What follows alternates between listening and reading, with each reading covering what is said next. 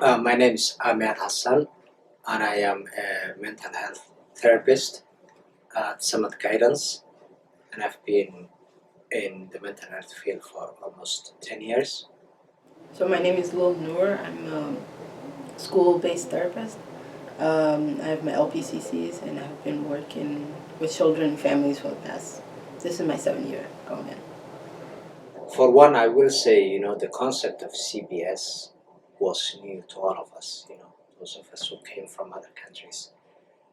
Because typically when, there is a child protection issues, it's usually other family members who come in and then take the responsibility, and if the child has to be removed from home, then they take away the child and give to another cousin or uncle or other family members. The perspective, and I think one of the hard part that they struggle with is back home they had grandmother. There's that family system that take care of the kid, that they were not raising the child alone, whereas here the mother could be just alone, or the father, or just a couple might not have that support. And since then, I've been telling community members that they need to get more information before they just uh, assume the worst, which is what's happening, because a lot of time people don't know the details of what the process is like. So, and in the absence of not knowing what the process is like, then they're kind of filling the gaps. Well, what they don't know is that, first of all, the intention of the county is uh, to keep child with the immediate family or with their parents as much as possible. I think if they know that piece, then they won't be as afraid as they are. So I think that message needs to be communicated well to them. And then the other piece that they don't know is that once the county takes the child, then they're working on the process of helping the family address whatever issue that led to this situation. And then if that is addressed, then hopefully the idea is that the child will go back to his parents. Where like the dynamic changes here versus back home, where the parent is just the not only the provider but also the person that they kind of feared or they respected, where here is changing because the parents feel like if I were to discipline it a certain way, this child is going to call the police or is going to be taken away because of the child protection services.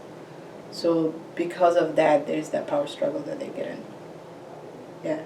So just also, that's one thing we do, just empowering that parent and say, yes, well, there is, if there's something called abuse, this is what abuse look like, this is what discipline look like. I mean, then you have two groups. One group who want to discipline their child the way they used to and don't know what are the consequences of some of those practices, like maybe hitting a child or something similar to that. And then there are those who are really fearful about CBS and in the process will not discipline their child. And then you have a child that's getting in trouble because there is no structure and discipline at home. So that also sometimes might even, require some intervention from the county because the child will be so spoiled that they will be doing some crazy stuff. Well, language barrier is one way, especially if they're bringing somebody to translate for them. There's that issues that the parents might not trust the person that translating to because of that. They know the culture, and they have that fear of their privacy might be in jeopardy. So that's one of the fears. They might not be honest, or might not say a lie.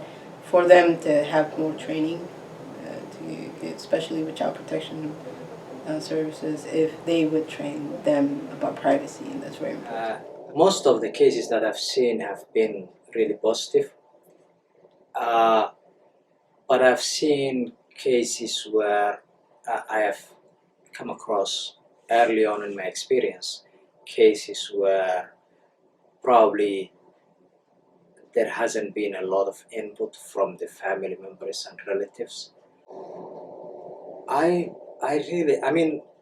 should say that I was very surprised in some of the things that the CPS is already doing, because some of the cases that I've worked with, I've realized that sometimes, the CPS are involving other relatives and family members to even maybe keep the child, which I think it's a very good idea, and it is in line with that tradition of having other family members to get involved and help the process.